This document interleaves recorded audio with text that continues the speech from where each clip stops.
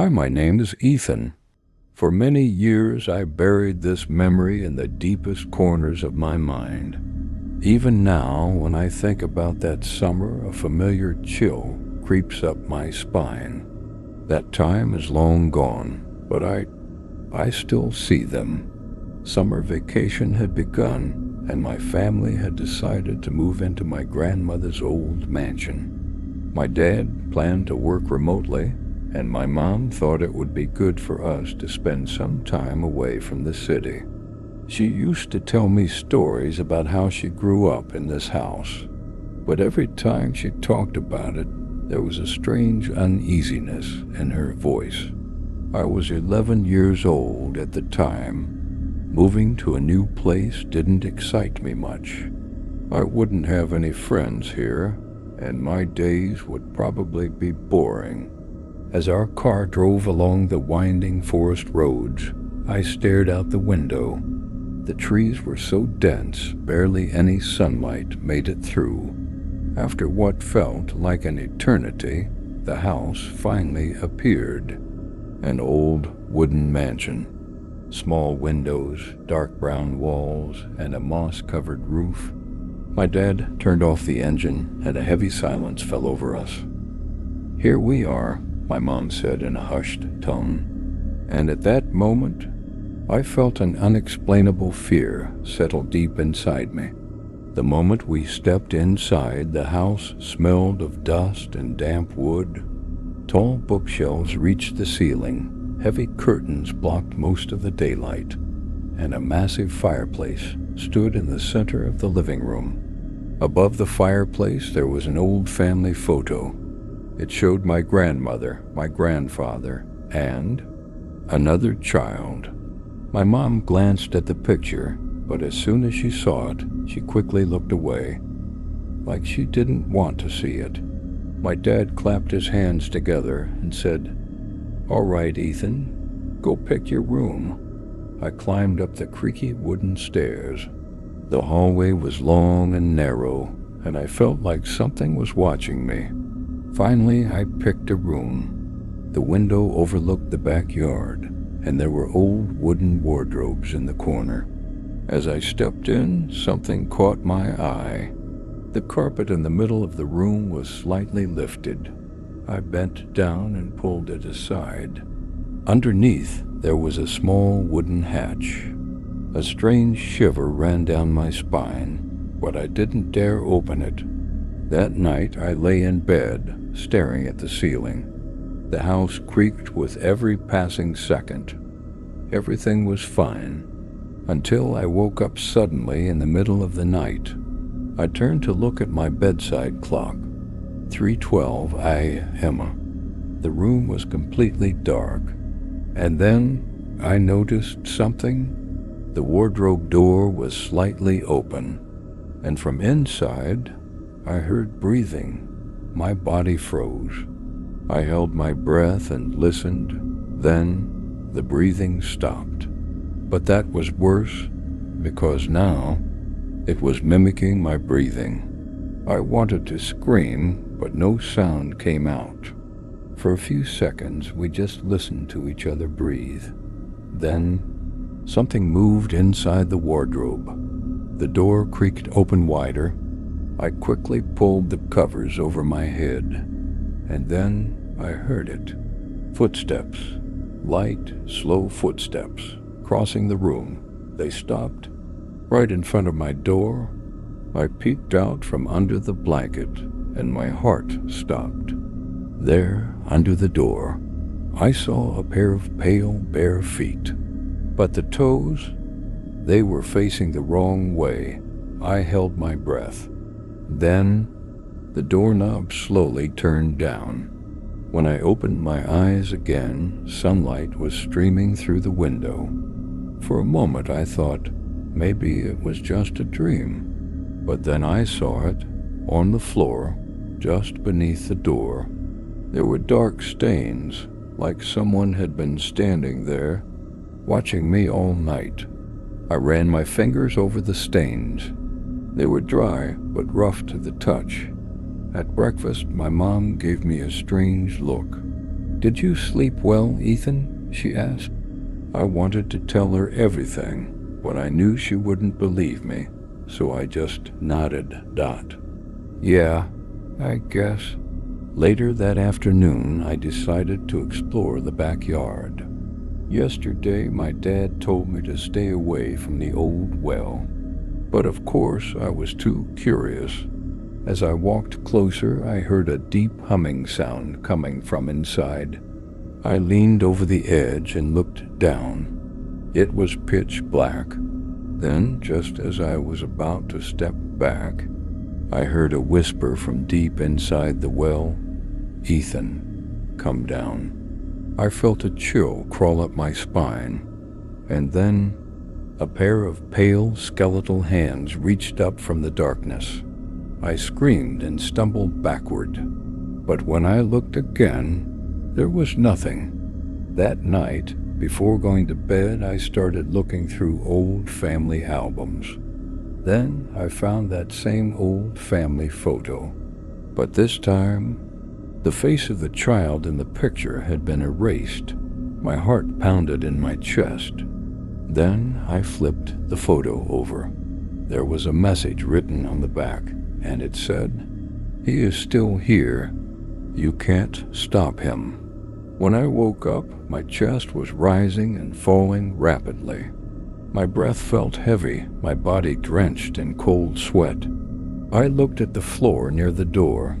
There they were, tiny black handprints. That thing had stood there all night, watching me. A terrifying thought entered my mind.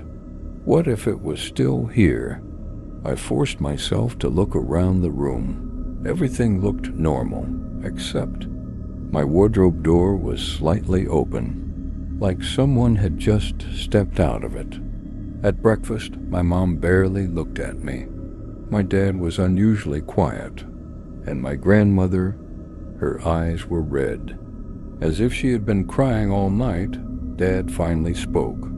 "Tonight we're leaving for a hotel in town." My heart pounded in my chest. Would we really be able to leave? Somehow I knew the answer. No. That afternoon, I went into the backyard. I couldn't stop thinking about what happened the night before. But more than that, I remembered something.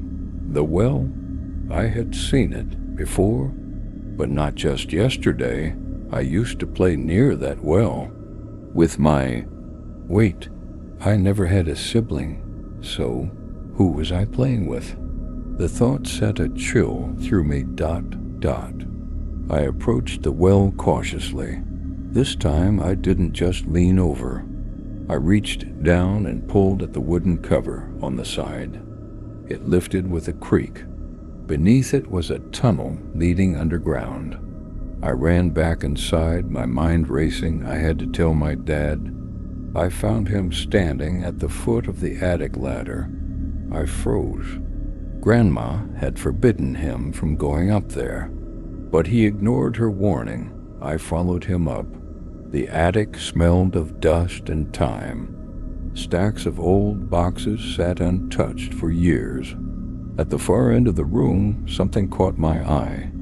A large, red wooden chest.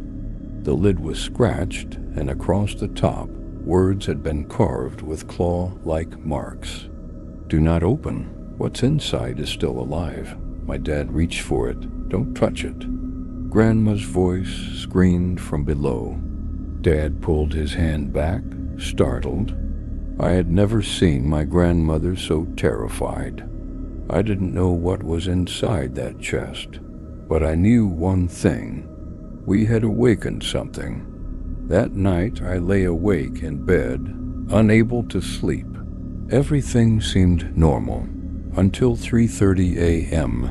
Then I saw it. My door was slowly opening, but no one was there. The door creaked open wider, and then, from the darkness, two long, thin hands reached inside. They were so pale, they almost glowed in the dark, and their fingers were far too long. I wanted to scream. I couldn't The hands moved closer to my bed. Then the thing behind the door stepped forward, and I saw it. It had no face, but its eyes, they were watching me. The thing leaned down, and it whispered, "Why did you forget me, Ethan?" My vision blurred. Memories I didn't know I had flooded my mind, and suddenly I remembered. I had lived in this house before, and I had a brother, or at least, I thought I did. But no, I never had a sibling, so who was Thomas? The next morning I woke up gasping. Everything felt normal again. But then I looked at the door. It was still wide open. And on the floor, there was a note written in shaky handwriting. I picked it up. The words sent a chill through my spine. "He is still waiting for you." I ran downstairs holding the note, ready to tell my parents everything. But when I reached the kitchen, they were already packing our bags. "We're leaving," my dad said. I nodded, relief washing over me. Finally, we were getting out of here.